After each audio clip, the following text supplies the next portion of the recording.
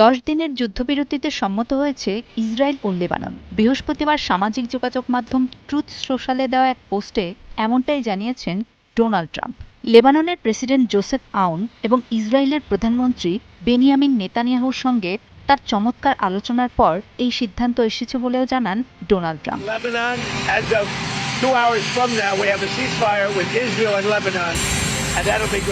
দেশ দুইটির যুদ্ধবিরতির ঘোষণা দিলেও ইরান সমর্থিত লেবাননের সশস্ত্র গোষ্ঠী হিজবুল্লাহর নাম উল্লেখ করেননি মার্কিন প্রেসিডেন্ট। ইরান সমর্থিত এই সশস্ত্র গোষ্ঠীর সঙ্গেই ইসরায়েলের রক্তক্ষয়ী সংঘাত চলছে। গত 14 এপ্রিল যুক্তরাষ্ট্রের ওয়াশিংটন ডিসিতে মার্কিন পররাষ্ট্রমন্ত্রী মার্কো রুবিওর উপস্থিতিতে 34 বছরের মধ্যে প্রথমবারের মতো ইসরায়েল ও লেবাননের প্রতিনিধিরা বৈঠকে বসেন।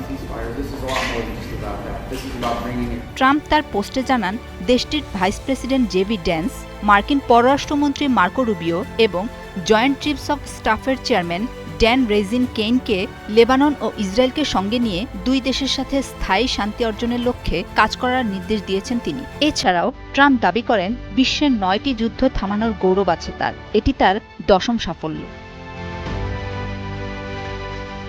এদিকে লেবাননের যুদ্ধবিরতির ঘোষণায় যুদ্ধ বন্ধে ইরান ও যুক্তরাষ্ট্রের মধ্যে চুক্তির আশা বেড়েছে। চলমান কূটনৈতিক তৎপরতা জোরদারের অংশ হিসেবে সৌদি আরব সফর শেষে গতকাল কাতার পৌঁছেছেন পাকিস্তানের প্রধানমন্ত্রী শাহবাজ শরীফ।